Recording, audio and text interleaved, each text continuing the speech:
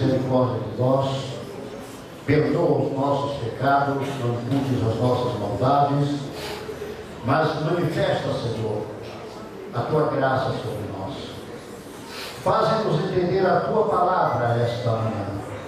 Dá-nos, Senhor, para que possamos ministrar aquilo que tu queres, porque queremos entender a tua vontade cada dia mais, para fazer e estar diante de ti, em nome de Jesus. Amém. Sentados, meus amados. Glória a Deus. Graças te damos. Nós já estamos há várias semanas conversando com a igreja acerca das bem-aventuranças. E nesta quarta-feira nós iniciamos o estudo acerca da terceira bem-aventurança. Bem-aventurado os mansos, porque herdarão a terra. Estudamos a primeira bem-aventurança, a segunda e a terceira. É interessante, meus irmãos, eu vou, dentro de uns 5 minutos, tentar reprisar o que foi dito quarta-feira, porque muitos irmãos ali não estavam, e seria uma necessidade de toda a igreja estar presente, porque muitas vezes nós dizemos que queremos entender a vontade de Deus, queremos fazer a vontade de Deus, mas não buscamos aprender a vontade de Deus. E há tanta coisa que toma conta daquilo que devia ser ofertado a Deus no tempo, que muitas vezes nós deixamos, e o nosso crescimento espiritual se torna inanico. Eu já disse aos irmãos que o estudo das bem-aventuranças, e não só o estudo das bem-aventuranças, mas o livro de Mateus, eu poderia dizer esta manhã que é um dos maiores compêndios da Bíblia Sagrada acerca dos ensinamentos de Deus. Nele estão contidos de forma, uma suma, o passado do povo de Deus. A própria lei que foi dada ao povo de Deus está contida ali como uma suma. E quando nós resolvemos estudar a Deus, iniciamos os sermões de Jesus Cristo, o primeiro deles, o Sermão do Monte. Nós estamos começando a entender o que Jesus diz no capítulo 4 e no versículo 17, quando a palavra de Deus diz que desde então começou Jesus a pregar o reino de Deus e a dizer: arrependei-vos, porque é chegado o reino dos céus. Daí então a palavra é outra, e uma palavra que eu aconselharia a você que está aqui, está toda quarta-feira na igreja para aprender acerca do que é ser cristão e ter vida cristã. Porque muitas pessoas falam de cristianismo, falam de vida cristã, mas por aquilo que ouvem dizer. E o que nós estamos fazendo é abrindo a palavra e mostrando dentro da palavra exatamente aquilo que Cristo quer, para que possamos dizer que nós somos cristãos. O tema, meus irmãos, desse texto não é o tema dos valentes, é o tema dos mansos. Paradoxo, a palavra de Deus sempre em referência a tudo nesta vida. Porque tudo nós pensamos que podem ser resolvido na base da guerra, na base da força, na base exatamente do poder.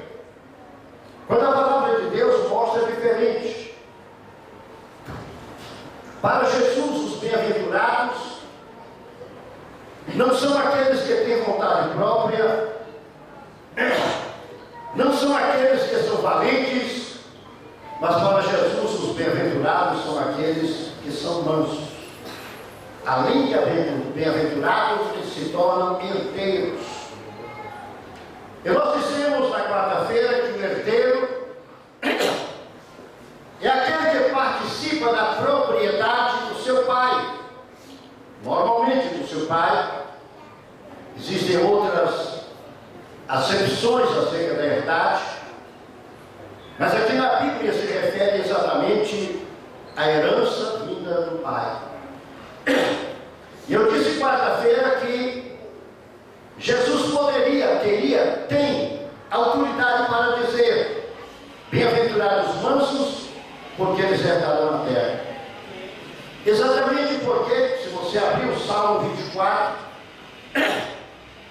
no versículo 1, a palavra de Deus diz o seguinte: Davi, inspirado pelo Espírito de Deus, ele diz: do Senhor é a terra e toda a sua plenitude, e diz: e todos que habitam nela. Então Deus, através de Davi, ele faz uma declaração da sua propriedade da terra. E quando ele faz essa declaração, ele assume a responsabilidade: isso aqui é meu, a terra é minha, a terra me pertence. Está certo? E quando nós vemos no livro de Gênesis, no capítulo 1, no versículo 9, a terra pertence ao Senhor, exatamente porque a terra é uma obra-prima do Senhor. A Bíblia diz que o Senhor olhou as águas e mandou aparecer a porção seca. E agora ele vem através da sua palavra e diz: a terra é minha. Se a terra é do Senhor, ele dá a terra a quem ele quer. Então no capítulo 5, versículo 5 diz assim: os mansos herdarão a terra. Isto é, eu vou dar a possessão da terra exatamente para aqueles que eu determino, eu julgo que são os mansos. Porque não é o julgamento humano, aqui é o julgamento divino. Não é a palavra do homem, é a palavra de Deus. Então nós vamos adquirir a terra, não porque compramos a terra, enquanto estamos aqui, de pessoas que não são os proprietários exatos da terra. Os governos, eles assumem como que proprietário fosse. Muitas pessoas tomam conta de pedaços de terra e assumem de forma categórica, como a lei lhes permite, mas eles não são os legítimos proprietários. Nós estamos aqui de passagem, a qualquer hora o Senhor nos chama, e aquilo que nós dizemos é nosso. Ele é tirado das nossas mãos, e nós não levamos nada. Como pregou aqui esses dias o pastor Lutero, e disse que Alexandre, entre as suas atitudes, ele pediu que quando morresse, uma das coisas que fizesse com ele seria colocar ele no caixão com as mãos lá de fora abertas, para que as pessoas vissem que ele estava voltando para a eternidade sem nada nas mãos. E a pastorezinha me lembrou ontem de mais alguns fatos, mas eu vou falar mais um deles. Que ele pediu também que o caixão dele fosse carregado por médicos, para mostrar que a ciência não tinha poder sobre a vida. Então ali estavam os médicos carregando o caixão de Alexandre, mas era como se estivesse dizendo: não tem poder sobre a vida, mesmo tendo médicos, eu morri. Esse reconhecimento nós devemos ter. Esse reconhecimento de Alexandre nós devemos ter. Então nós somos, segundo a palavra de Deus, herdeiros de Deus e co-herdeiros com Cristo. Está certo? Então, quando a Bíblia diz: bem-aventurados os mansos, a mansidão não é uma disposição natural, não é um temperamento inato, mas para que entendamos bem parte do Sermão do Monte, quando ele fala sobre mansidão. Nós temos que entender todo o contexto de Mateus e aquilo que está realmente inserido ali em Mateus. Continuemos, meus irmãos. Glória a Deus. Bem-aventurança é uma característica que faz parte da vida do próprio Jesus. Todas as bem-aventuranças que você estuda, se você fosse desenhar um retrato, uma foto, dentro das bem-aventuranças, a fotografia que sairia a fotografia de Jesus Cristo. O desenho de Cristo de tanto jeito aí, pois o desenho de Cristo está exatamente aqui nas bem-aventuranças, porque é uma forma de mostrar como Cristo é. Tá certo? Duas coisas se fazem presente nestas bem-aventuranças. Duas características. Dois fatos importantes para que entendamos o que Jesus quer dizer: a mansidão e a terra. Pessoas mansas e pessoas que seriam exatamente herdeiros da terra. Mas, meus amados, aqueles que querem participar desta terceira bem-aventurança, eles têm que deixar ser impregnado em primeiro lugar na sua vida as duas primeiras bem-aventuranças. A primeira diz: bem-aventurado os pobres de espírito, porque deles é o reino de Deus. Isto é, bem-aventurado aqueles que se deixam dominar totalmente por Deus, aqueles que esquecem os seus princípios, que regiam e dominavam a sua vida, aqueles que deixam de lado aquilo que chamam ser a sua razão, a sua maneira de ser, aqueles que dizem é assim que tem que ser e não ouvem a voz de Deus. Essas pessoas não são pobres de espírito. Pobreza de espírito aqui é aquela pessoa que se curva e pode fazer a oração do Pai Nosso, no capítulo 6 também de Mateus, quando diz: Pai Nosso que está nos céus, santificado seja o teu nome, venha a nós o teu reino, seja feita a tua vontade, assim na terra como nos céus. Seja feita a tua vontade, assim na terra como nos céus. Será que nós somos capazes de dizer isso? Será que nós temos capacidade material e capacidade espiritual para dizer: seja feita a tua vontade, assim na terra como nos céus? Você pode notar, meu irmão, minha irmã, como muitas pessoas oram aquilo que não vivem. Não estão dispostos a obedecer a Deus. Estão dispostos a desobedecer a palavra de Deus. São pessoas que vivem oferecendo às vezes muito sacrifício. Mas a palavra de Deus diz: sacrifício é melhor obedecer do que sacrificar. Deus fala através de Samuel: é melhor obedecer do que sacrificar. Então a primeira e a grande preocupação que eu e você devemos ter é que a nossa vida possa estar debaixo da vontade de Deus, debaixo do plano do Senhor. O que cada um de nós deveria fazer ao se levantar e ao se deitar, e durante todo o seu dia, seria perguntar: eu estou agindo de acordo com a vontade de Deus? Glória a Deus. Está sendo feita a vontade de Deus aqui na terra, através de mim? Ou não está sendo feito? Então este é o primeiro passo. O segundo passo, a segunda bem-aventurança: os pobres de espírito, porque os que choram, porque eles serão consolados. Nós mostramos, irmãos, que esse choro não é um choro comum. Não é um choro qualquer. É aquele choro quando você sente na sua vida que você é um pecador miserável, e ele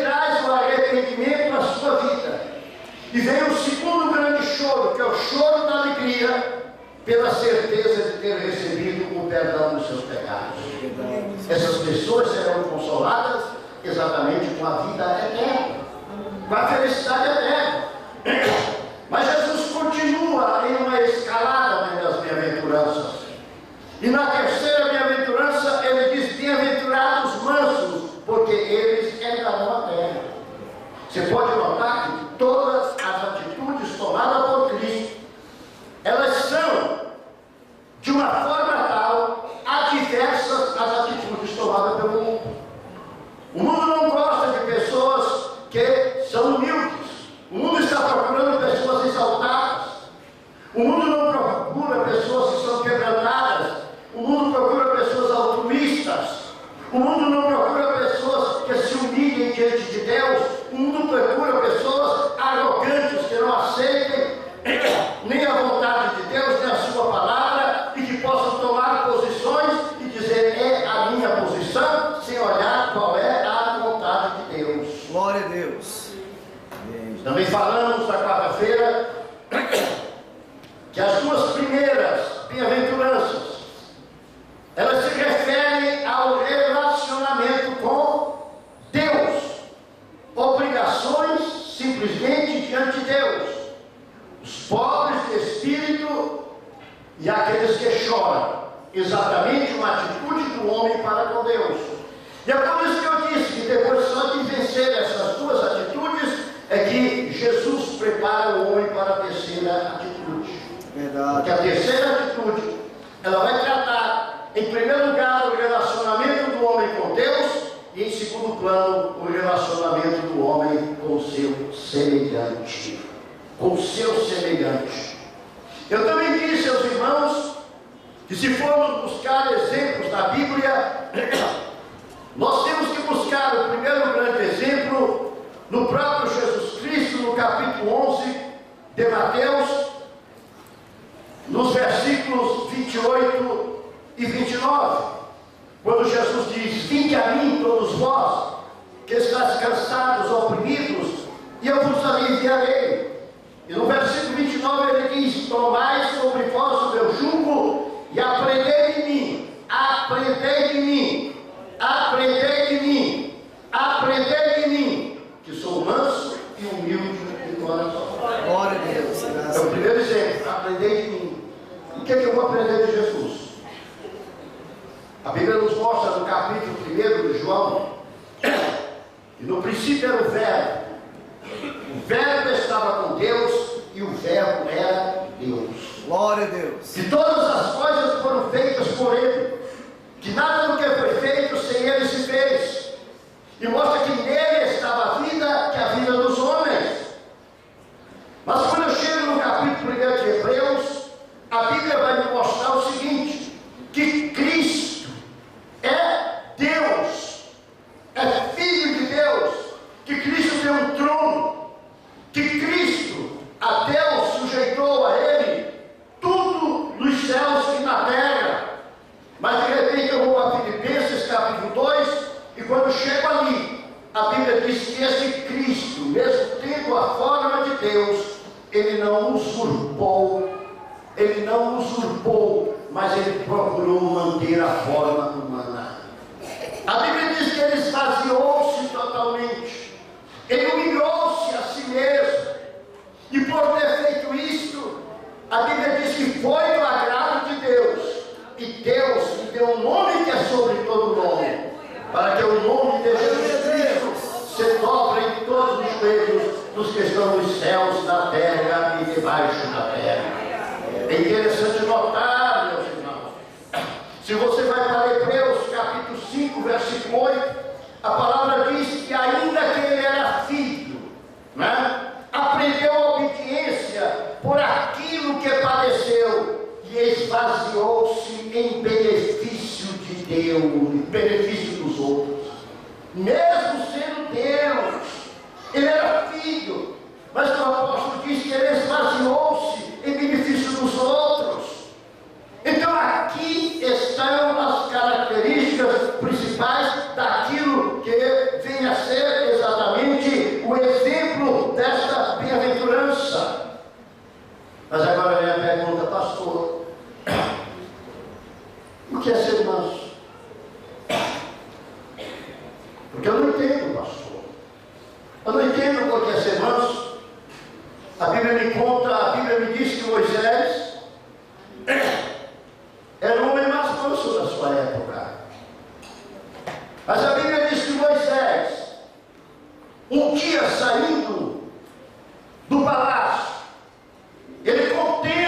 pessoas.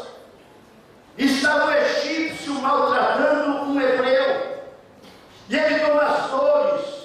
E ele não somente bate no egípcio, ele chega a matar o próprio egípcio. E como é que a Bíblia me disse Moisés? Era o homem mais manso. Como eu posso entender isso? Meus irmãos, Moisés era um homem que Deus havia escolhido para um momento muito especial na história do povo de Deus.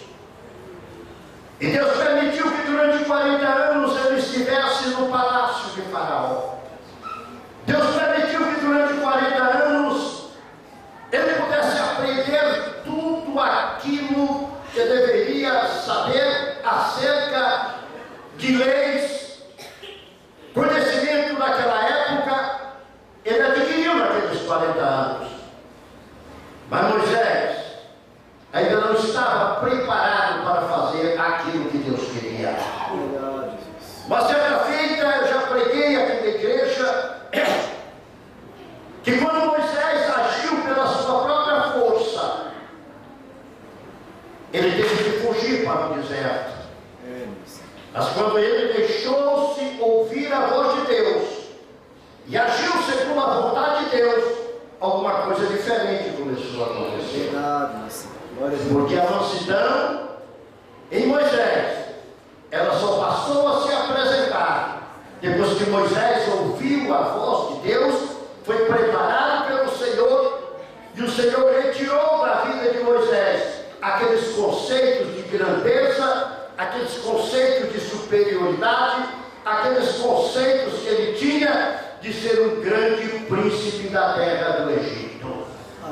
O Senhor não retirou de Moisés o conhecimento que ele tinha. O Senhor não retirou de Moisés a habilidade que ele tinha. Mas o Senhor retirou de Moisés o egoísmo que ele tinha, aquela forma que ele vê as pessoas. Deus retirou de Moisés. E quando Deus retirou, Moisés continuou sendo um homem forte, um homem intrépido e um homem corajoso. Ele não passou a ser um fraco. Muita gente pensa, ser manso é ser fraco. Ser manso é não agir. Ser manso é tomar uma posição onde todos batem e você não diz nada. Não. Ser manso é ouvir a voz do Senhor e falar com a autoridade de Deus. Glória a Deus. Quando Deus chama Moisés e disse, tu vai lá em Faraó. Ele chegou para Faraó e não disse, Faraó, será que você podia? Não, ele chegou e disse, Faraó, Senhor Deus manda te dizer isto, Faraó. E se tu não fizeres, Deus vai fazer isso contigo. Aleluia, Deus. Era um varão manso. Mas quando Deus mandava falar, ele falava. Elias era um varão manso. Mas quando Deus dizia, vai e dize a Acabe, ele ia e falava com Acabe e não tinha nenhum medo de falar com Acabe. Mansidão não é covardia. Mansidão é controle que o Espírito Santo coloca na vida da pessoa, exatamente para que a pessoa possa viver segundo a vontade de Deus. Aleluia. A mansidão faz você ouvir a voz de Deus e dizer assim seja, Senhor. A mansidão faz você se prostrar diante do Senhor e clamar pela misericórdia de Deus até sentir a graça e a glória de Deus dentro da sua vida. A mansidão te dá aquele contato com Deus de você dizer, como disse Paulo, não vivo mais eu, mas a vida que agora vivo, eu vivo no Filho de Deus. Aleluia. A mansidão, como eu disse na quarta-feira, digamos um cavalo bravo, ele é domesticado, ele não perde a sua força, simplesmente ele muda a sua atitude por aquilo que ele foi ensinado. Então o crente é da mesma forma, ele não perde a sua força, mas ele muda a sua atitude por causa da graça de Deus que passa a ele na sua vida. E quando isso acontece, se você é intrépido, você continua sendo intrépido, mas a sua intrepidez agora é contra o mal. A sua intrepidez é contra o pecado. A sua intrepidez é contra o diabo. A sua intrepidez é contra a carne. Você continua sendo um uma pessoa da mesma forma. É. Alguns pensam, não, pastor, eu tenho que me preocupar exatamente nesse sentido. Olha, gente, a mansidão não é um comportamento calmo e tranquilo, simplesmente. Não é falta de firmeza de caráter. Não é mesmo. Mas a mansidão é a capacidade de sujeitar a força que nós temos ao controle de Deus. Glória a Deus. Você já ouviu falar que o elefante não conhece a força que tem? Amarra ele com uma pequena corda em um localzinho qualquer e fica preso ali. Ele não conhece a força que tem. Mas o crente, ele conhece a força que tem. Só que colocou esta força à disposição de Deus. Glória a Deus. Tá certo? Mas os pobres. Olha, irmão, a Bíblia diz que Deus tem cuidado com os pobres. Se você abrir lá em Êxodo, capítulo 22, 21 a 24, a Bíblia mostra que Deus diz assim: olha, não oprimam o estrangeiro, não oprimam o órfão, não oprimam a viúva, porque eu tenho cuidado deles. Lá em Provérbios, capítulo 22, versículo 22, 23, a Bíblia diz: olha, não zumbes do pobre, não atropele o aflito, porque o Senhor o defende. Então o que o Senhor quer não é aquilo que o homem quer, é aquilo que ele quer. Pastor, conforme o ensino de Jesus, o que é a mansidão? Eu disse para vocês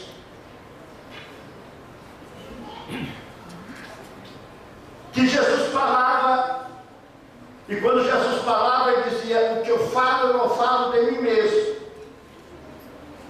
eu falo daquilo que eu vi junto do Pai. Glória a Deus.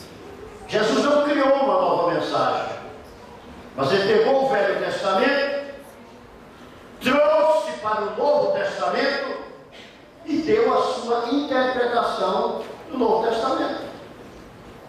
Bem diferente da que os saduceus, os fariseus davam. Foi isso que Jesus fez. Então a Bíblia nos mostra que quando Jesus fala: bem-aventurados os mansos, porque herdarão a terra. Abra o Salmo 37, versículo 11, por favor. Você vê que o diabo falava, Jesus falava com o diabo, mostrando a palavra. Abra o Salmo 37, versículo 11. Salmo 37, versículo 11, diz o seguinte: mas os mansos herdarão a terra e se deleitarão na abundância do Pai. Glória a Deus. Quem gosta aqui do Salmo 23, levante o braço para que eu veja. Glória a Deus. Oh. Quem gosta do Salmo 91? Olha para mim. Decore o Salmo 37. Verdade. Decore o Salmo 37. O Salmo 37 tem um padrão de vida espiritual acima de todos os salmos, assim eu considero. Verdade. Eu considero o Salmo 37 como o maior padrão, até que é o Salmo 119, que é o maior salmo da Bíblia. Se você começar a ler o Salmo 37, leia uma vez, duas, três, cinco, leia todo dia, até você decorar. E aplique o que está no Salmo 37, que sua vida vai mudar. Então o Salmo 37, dali Jesus tirou esta bem-aventurança. Você sabe que Jesus sempre, ele aplicava o Velho Testamento na vida dele e na vida dos seus discípulos, não é? E aplicava de uma forma gostosa. Um dia desses, o pastor me chamou no canto e me disse o seguinte: pastor, o senhor devia falar para os pastores que não devem pregar o que está no Velho Testamento, somente o que está no Novo. Falei, bem, pastor, só que o que está no Novo Testamento, 99% foi tirado do Velho Testamento. Glória a Deus. A diferença é a aplicação que os fariseus faziam do Velho Testamento e a aplicação que Jesus faz do Velho Testamento no Novo Testamento. Quer que eu lhe mostre uma?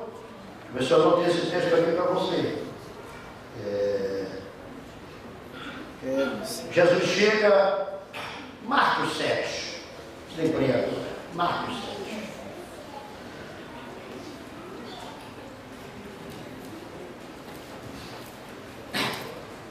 Vou mostrar para vocês a grande diferença de Cristo para os fariseus, os saduceus, os doutores da lei e os judeus quanto ao Velho e Novo Testamento.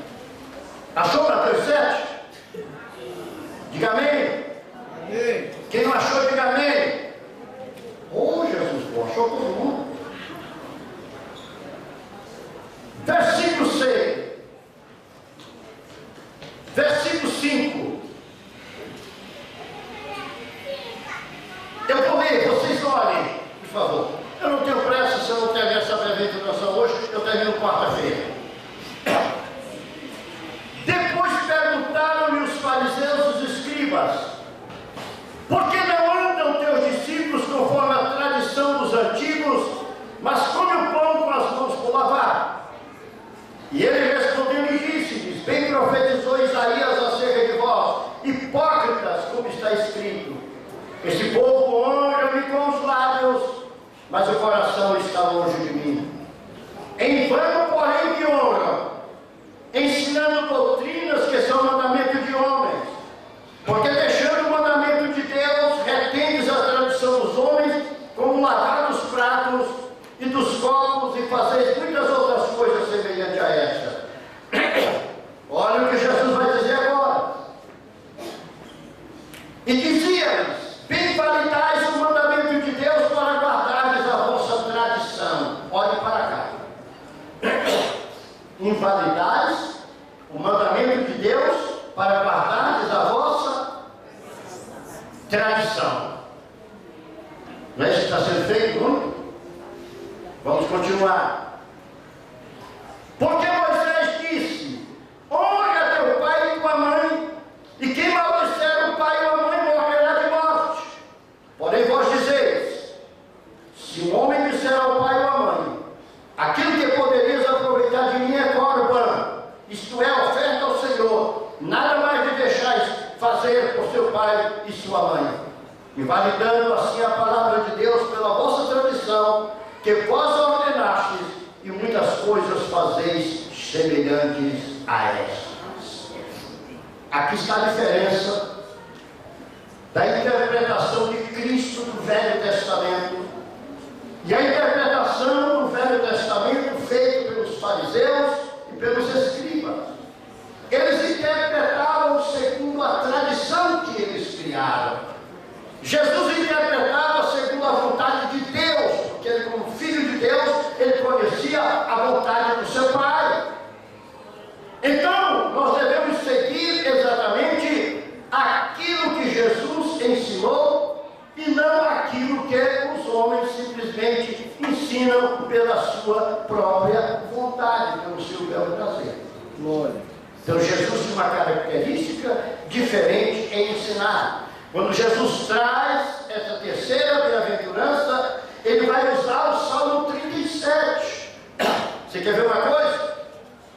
Salmo 37, está com a Bíblia aberta, né? Versículo 9: porque os malfeitores serão desarraigados, mas aqueles que esperam no Senhor herdarão a terra. É verdade. Olha o Salmo 37, não é só lá não. Versículo 11: os mansos herdarão a terra e se deleitarão na abundância da paz. Versículo 18: o Senhor conhece os dias dos retos, e a sua herança permanecerá para sempre.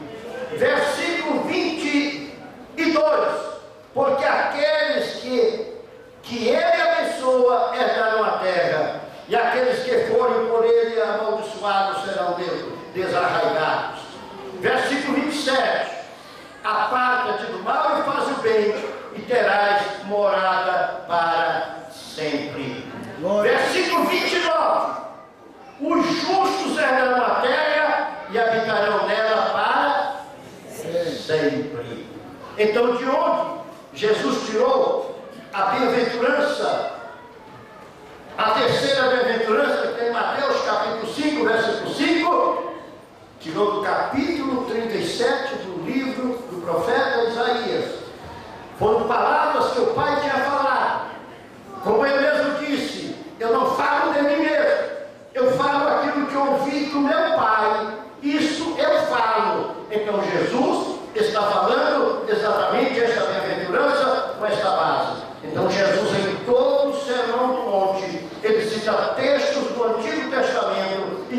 dar a sua explicação ampla, bem diferente de tudo aquilo que os fariseus, saduceus, escribas, zelotes, eles davam.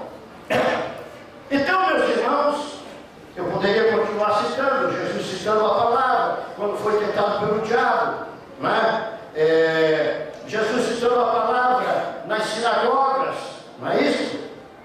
Mas voltemos para a bem-aventurança, que não é um ensino novo, mas nos leva a entender as suas palavras de Cristo. Confiar em Cristo para ser bem-aventurado, está certo? Segurar-se em Cristo para ser aventurado, porque aqueles que não confiam no Senhor, aqueles que praticam a iniquidade, os ímpios, eles se tornam inimigos do Senhor, os perversos, eles colherão o fruto dos seus dias. A Bíblia diz no Salmo 37 que eles se desfarão como uma fumaça. Mas, pastor, como nós devemos reagir à injustiça e a tanta violência que está diante de nós? Meu Senhor. Vocês sabem que tem pessoas que se preocupam com os ímpios. Tem pessoas que querem ver uma cartilha lendo a vida dos ímpios. Digamos, nós estamos vendo uma época, principalmente aqui no Distrito Federal, para não dizer todo o Brasil, uma calamidade geral. É greve em tudo.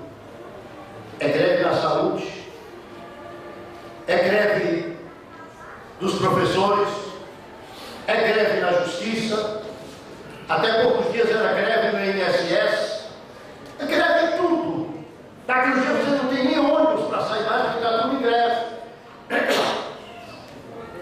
Existem grandes manifestações. Como o crente deve participar dessas manifestações? Pegando aquelas bandeiras, indo para as praças? Eu acho que os crentes deviam fazer essas manifestações de forma diferente. Verdade. Uma igreja, se juntar todos os que são professores. E esse período de greve, podendo se juntarem na igreja para momentos de oração e jejum, para que o Senhor modifique a situação na pátria. Meu Senhor. Porque o pessoal da área de saúde não se junta e vem para a igreja, para o movimento de jejum e oração, exatamente pela pátria. Porque os demais grupos grevistas não se unem em um movimento diferente. Movimento dos grevistas espirituais. Glória a Deus. Vamos ficar na igreja durante a greve em jejum e oração, porque Deus sabe o que vai fazer. Quem diz a palavra? Se o meu povo, que se chama pelo meu nome, se humilhar, orar e buscar a minha face, eu perdoarei os seus pecados, eu sararei a sua terra. Aleluia. O povo de Deus está precisando ser um povo manso e lutar com a arma mais poderosa que Deus deu, que é a oração. Verdade, Jesus. Glória a Deus. Vocês se lembram quando Jesus estava no horto do Getsemane, no momento da sua prisão, quando Pedro chegou e cortou a orelha do servo do sumo sacerdote? Jesus, talvez se fosse eu ou você, teria dito: quem mais tem espada aí, hein? Quem mais tem espada aí? Mas a Bíblia diz que Jesus fez aquele milagre, retornando a orelha do sumo sacerdote, e disse a Pedro: olha, Pedro, coloca a espada na varinha, porque quem com ferro fere, com ferro é ferido. Jesus ensinou a orar pelos inimigos. Você, que é grevista nesta época, está orando pela pátria? Eu não estou entrando no método da greve, eu não estou dizendo se ela é justa ou se é injusta. Eu não sou político. Eu estou aqui como pastor. E como pastor, o mérito que eu posso dizer para você é o mérito espiritual. É o momento da mudança. É o momento do sentimento diferente. É o momento de você mostrar que você não é pragmático. Você não é apático. Mas você usa a arma poderosa que Deus colocou na sua mão, que é a arma da oração. Glória a Deus. Você já pensou? todos os crentes do Brasil, de todas essas categorias que estão em greve, em um grande movimento de oração e jejum pela mudança da pátria, o Senhor mudaria o governador que não prestasse, o Senhor tiraria o presidente da República que não prestasse, o Senhor mudaria as autoridades, porque a Bíblia diz que do Senhor é a terra e toda a sua plenitude. Mas muita gente não observa o que diz o versículo 37, o versículo 1 e 2 do Salmo 37, que diz o seguinte: não te indignes por causa dos malfeitores, nem tenhas inveja dos que obram iniquidade, porque cedo serão ceifados como a erva e murcharão como a verdura. Confia no Senhor, faz o bem e habitarás na terra. Olha aqui, habitarás na terra, e verdadeiramente serás alimentado. Deleita-te também no Senhor, e Ele concederá o que deseja o teu coração. Entrega o teu caminho ao Senhor, confia nele, e Ele tudo fará. Ele fará sobressair a tua justiça como a luz, e o teu juízo como o meio-dia. Descansa no Senhor, espera nele, não te indignes por causa daquele que prospera em seu caminho, por causa do homem que executa astutos intentos, deixa a ira, abandona o furor. Não te indignes para fazer o mal, porque os malfeitores serão desarraigados, mas os que esperam no Senhor herdarão a terra. Eu disse para vocês no Salmo 37, é que devia ser o salmo que todo mundo devia decorar, né? Vocês não decoram o 23, o 91, né? 91 me traz lembranças, tá? De que meu avô foi passar para o Senhor, que mandou chamar todos os seus filhos, que o Senhor falou com ele que ia levar, e falou a hora para ele, ele reuniu toda a família, e ele pedia para a família cantar alguns hinos, e lê este salmo: aquele que habita no esconderijo do Altíssimo, a sombra do Onipotente descansará. Direi do Senhor, Ele é o meu Deus, o meu refúgio, a minha fortaleza. Não vou citar porque é longo, né? Mas ele fez isso na hora da sua morte. Ele queria demonstrar à família a confiança que Deus passou exatamente para ele. Mas a Bíblia nos mostra que a nossa posição deve ser diferente. Glória. Você não vai pegar na arma, você não vai para a luta, você não vai construir mais, quebrar os prédios públicos. Eu não estou defendendo ninguém, eu estou te mostrando a vida cristã. Nós queremos fazer um grande movimento, ir para a Praça dos Três Poderes, se ajoelhar e orar e clamar por Deus, para que o povo veja que existe um povo justo, um povo de Deus, um povo que clama, um povo que ora. Essa que devia ser a atitude nossa. Aí devia haver um comando de greve com oração e jejum, para que Deus mude a situação. É esta a atitude dos mansos, exatamente quando eles querem que Deus faça alguma coisa. Deixa eu apressar, que eu quero ver se termina esse assunto até umas 11h30, a mesma pressão. O problema, meus irmãos, é que muita gente, quando pensa em Jesus, ele pensa em um Cristo destruidor. Sabe disso?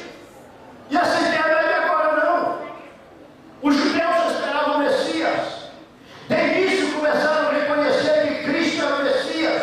E eu mostro para vocês que eles começaram a reconhecer, porque no dia da entrada triunfal de Jesus em Jerusalém, eles cantavam aquele salmo que dizia: bendito que vem em nome do Senhor. Só que Jesus, ele pegou um jumentinho para entrar em Jerusalém. Ele entrou de uma forma humilde, ele não entrou como um guerreiro, ele entrou como um pregoeiro de paz, como um justo, como um juiz do meio do povo de Deus, montado naquele jumentinho de forma humilde. Muitos estão esperando Cristo como reacionário. Ah, não, fulano fez isso comigo, olha, você agora está nas mãos de Deus. Eu te entrego ao Senhor. Meu irmão, Deus não é moleque de recado. Deus não está aqui na terra para dar vazão ao teu ódio. Deus está aqui para que você entenda o seu amor.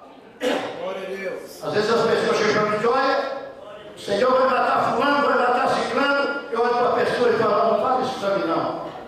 Porque o meu Deus Nessa dispensação que estamos, a dispensação da graça, e não quer matar ninguém. A Bíblia diz que Deus não tem prazer na morte do ímpio. É verdade. Mas Deus tem prazer que o ímpio se arrependa. Deus tem prazer que o ímpio se converta. Quando teu irmão fizer alguma coisa contra ti, te desagradar, não adianta você ir ajoelhar, orar e jejuar e dizer: Senhor, toma conta dele. Porque você está fazendo oração de tolo. Você tem que orar no seguinte: Jesus, abençoa o meu irmão. Recupera o meu irmão. Traz o meu irmão de volta para perto de mim. Jesus, eu amo o meu irmão. E eu quero ele comigo, Jesus. É essa que tem que ser a tua oração. Muita gente está aí profetizando, pregando, curando, expulsando demônio, mas tem uma boca de morte, uma boca de destruição. Só sabe falar: ah, pastor, você gosta de ouvir coisa boa? Não. Eu gosto de ouvir a verdade. Glória a Deus. Eu gosto de ouvir aquilo que Deus fala.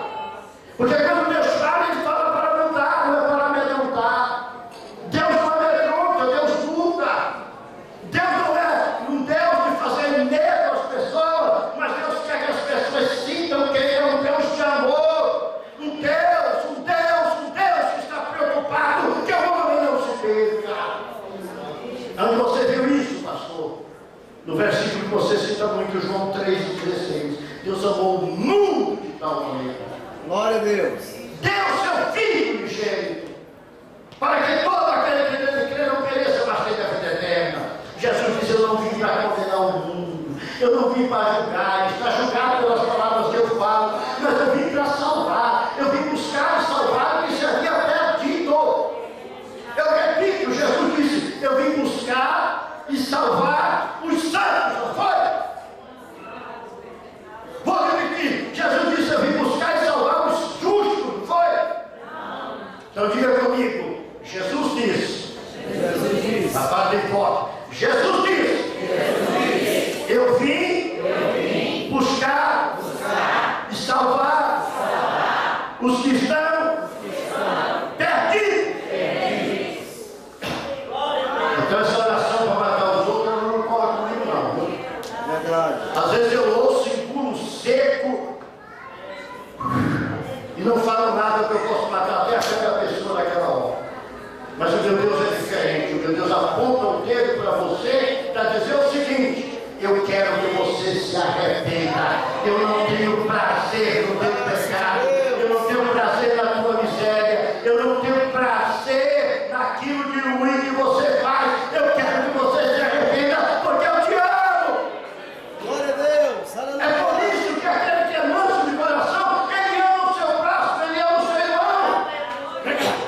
A hora que ele sente que abalou o seu irmão, a primeira coisa que ele faz é pedir perdão ao seu irmão. Porque ele não quer abalar a vida do seu irmão, ele quer que ela seja edificada espiritualmente. Você não sabe quantas vezes por dia eu pego meu WhatsApp para pedir perdão para pessoas. Essa semana eu já pedi um bocado de perdão. Montei com o negócio. Senti que eu magoei a pessoa, senti que eu dizer, eu pego e não vou coisar se a pessoa me perdoa, se me perdoa, o que eu posso fazer? Eu vou pedir perdão a Deus. Eu não vou ficar prisionário daquela pessoa, não. Prisionário daquela pessoa. Vou pedir a Deus. Senhor, não vê, Senhor, como eu não tenho para ser perdoado. A pessoa não quer me perdoar, então não me perdoa, Senhor. E eu creio no perdão de Deus. E creio de uma forma gloriosa. Então, irmão, o foco dessa bem-aventurança é principalmente Deus, mas também é o próximo, é o relacionamento com o próximo. Manso, obediente à palavra de Deus, manso com o próximo, amarás o teu próximo como a ti mesmo. Normalmente as pessoas que são iracundas, elas não se amam a si mesmas. Elas são pessoas que se julgam pessoas desgraçadas, pessoas infelizes, pessoas que têm uma vida espiritual que não é na presença de Deus, são iracundas. Tem lugar no coração para guardar mágoa, tem lugar no coração para guardar tristeza. Eu teve um dia com uma pessoa que falou: pastor, o senhor me perdoa, o senhor não guarda mágoa de mim? Eu falei para aquela pessoa: meu coração não tem lugar para isso não. O Senhor já tirou, já ocupou esta vaga diabólica que poderia haver no meu coração. Deixa o Senhor ocupar todas as vagas que tem no seu coração. Deixa o Senhor dizer que o meu dá no teu coração. Exatamente porque Ele quer ocupar de uma forma gloriosa. Eu poderia continuar falando muito mais acerca desse aspecto da bem-aventurança, mas eu quero conversar sobre o segundo aspecto. Já é 11h25, né? Mas deixa eu ver se uns 15 minutos, ouvinte a gente fala, depois que tem almoço embaixo, né? É só você adquirir benefícios da igreja lá de Barreiras, parece. É só você adquirir. Os mansos. Segundo aspecto, herdarão a terra. Deixa eu falar rápido. Terra. Como é esse herdar a terra? Quando vai ser? Como vai ser? Quem vai herdar? Eu já fiz muita pergunta acerca disso. Eu queria que quem está conversando não conversasse mais. E quem tem uma criança perto conversando, peça para não conversar. Se seu filho desde pequeno parar dentro da igreja e não conversar. Eu estou vendo até a fundo, conversando e namorando aqui dentro de conversa. Por favor. Já essa parte, corta aí depois.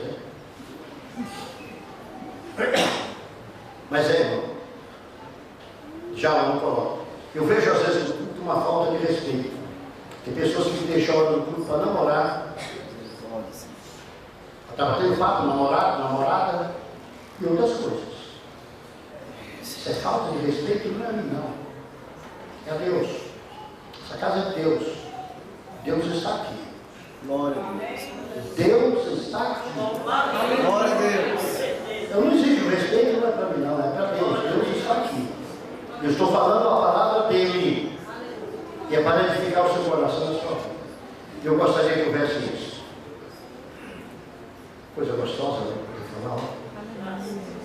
Glória, aleluia, dificilmente muitas pessoas dão. Agora, é demais, né? A segunda parte é terra. Os mansos herdarão a terra. Como é isso, pastor? Quando vai ser isso? E como será e qual será esta terra a ser herdada? Existem muitas concepções acerca disso. Teólogos, exegetas, divergem muito acerca disso. Nós vamos pegar uma linha dentro da Bíblia, porque em certo sentido, nós já estamos tomando posse da terra. Estamos tomando posse acerca das bênçãos espirituais que estamos desfrutando. Você já notou quantas bênçãos o Senhor tem tirado?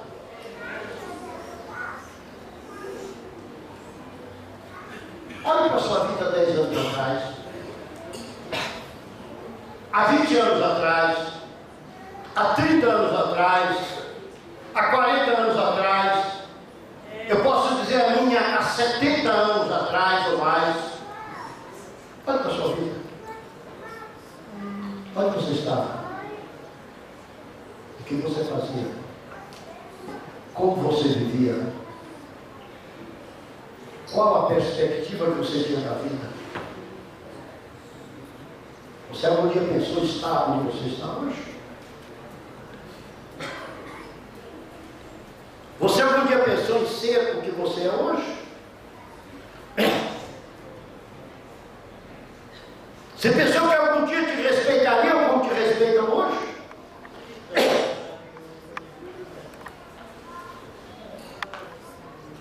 O que aconteceu, Helena? Você, Helena, que eu te conheço há décadas. Eu posso voltar ao passado contigo muito atrás. Herdou ou não herdou? E como herdou, né, Helena? Tu herdou que nunca pensou que ia herdar na vida já. Você já herdou muito dessa terra. Já possui muito. Eu, pelo menos, eu olho para o passado. De onde eu vim. O que o Senhor fez comigo. O que Ele me deu, o que Ele me abençoou. Eu não digo com orgulho. Eu digo com gratidão a Deus. Glória a Deus. Aonde Ele me trouxe, onde Ele me colocou.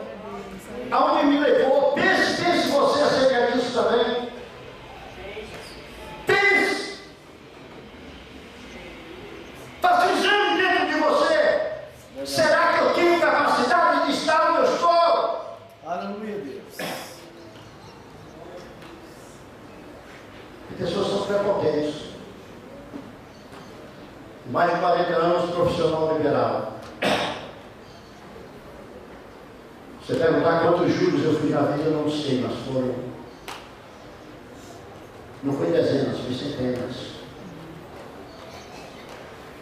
Você sabe que sempre eu subi ao tribunal do júri, com uma tese pronta, mas sem uma certeza. Eu tinha que orar e pedir a Deus. Depois que acontecia, eu agradecia a Deus.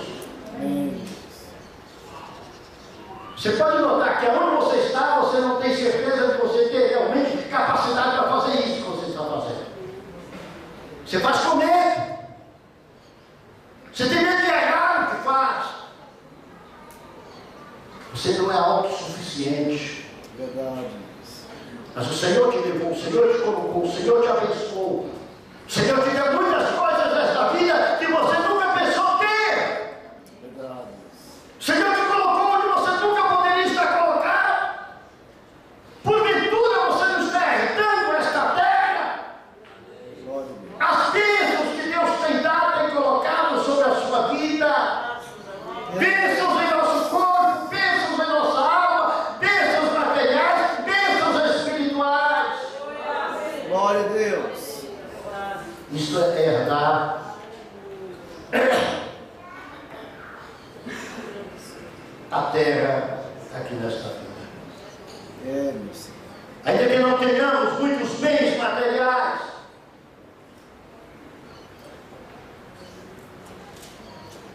mas o salmista diz: não te indignes por causa dos malfeitores, e de cedo serão ceifados e murcharão como a terra.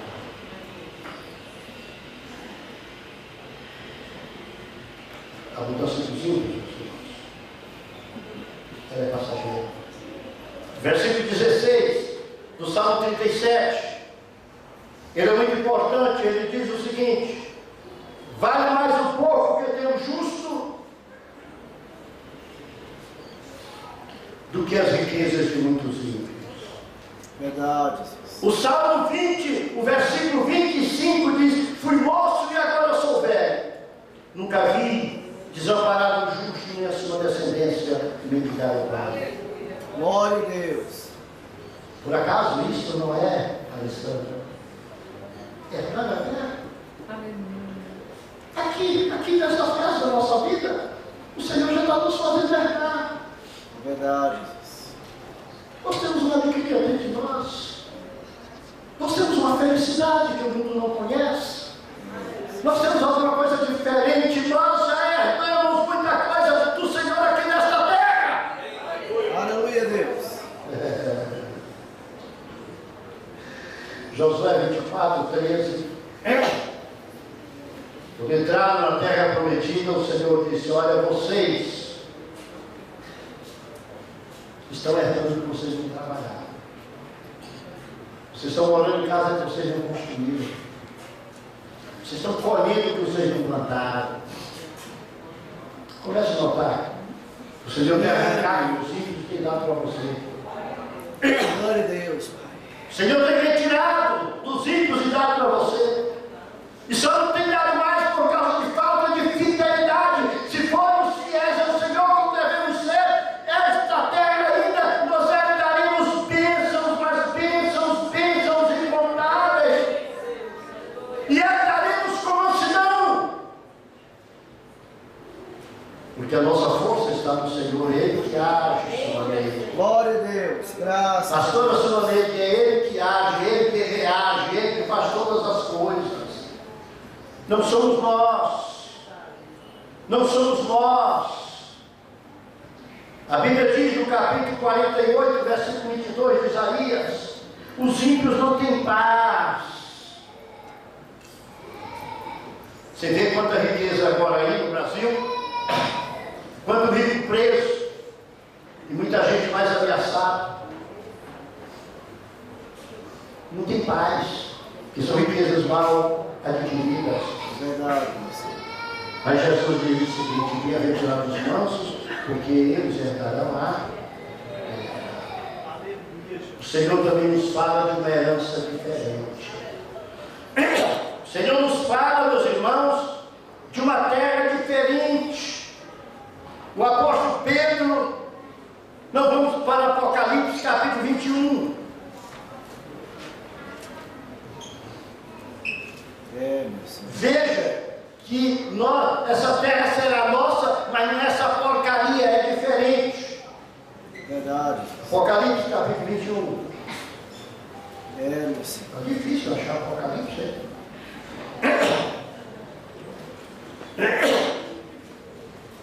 Achou? Diga amém. Amém, Jesus. Eu vi um novo céu e uma nova terra, porque já o primeiro céu e a primeira terra passaram e o mar não existe.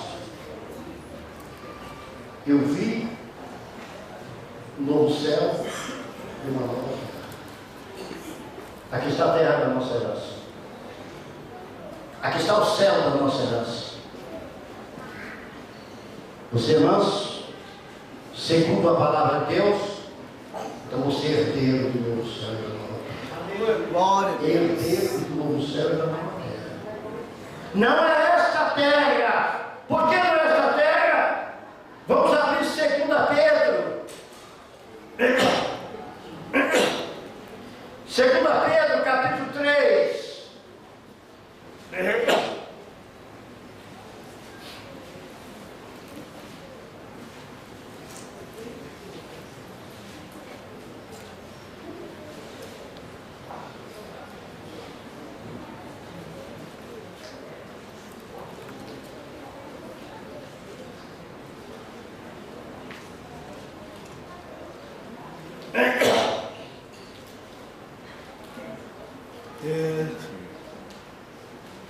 Versículo 4. Onde está a promessa da sua vida? Porque desde os pais dormiram todos, e todas as coisas permanecem como desde o princípio da criação. Eles voluntariamente ignoram isso. Que na palavra de Deus, já desde a antiguidade existiram os céus e a terra, que foi tirada da água, e do meio da água subsiste. Isso está lá em Gênesis capítulo 1, versículo 9. Versículo 6. Pelas quais coisas pereceu o mundo de então, coberto com águas do dilúvio. Versículo 7. Mas os céus e a terra que agora existem, pela mesma palavra se reservam como tesouro e se guardam para o fogo até o dia de juízo e da perdição dos homens. Mas o céu e a terra que agora existem está reservado exatamente para a perdição. E quando nós vamos para o livro de Hebreus, no capítulo 1, do versículo 10 a 12, diz o seguinte: e tu, Senhor, no princípio fundastes a terra e os céus, obra das tuas mãos. Eles perecerão, mas tu permanecerás, e todos eles como roupa envelhecerão, e como manto enrolarás, e como vestido se mudarão, mas tu és o mesmo, e os teus anos não acabarão. Vai haver um novo céu e uma nova terra. Esse novo céu e a nova terra, como está escrito em Apocalipse capítulo 21, e você já viu, é exatamente aquilo que foi preparado para os mansos. É aquilo que está no Salmo 37. Está certo? Jesus sempre pregou o mundo futuro Tá certo? 2 Pedro, capítulo 3, versículo 13, 2 Pedro, estou em Hebreus, procurando 2 Pedro. 2 Pedro, capítulo 3, versículo 13, é muito claro.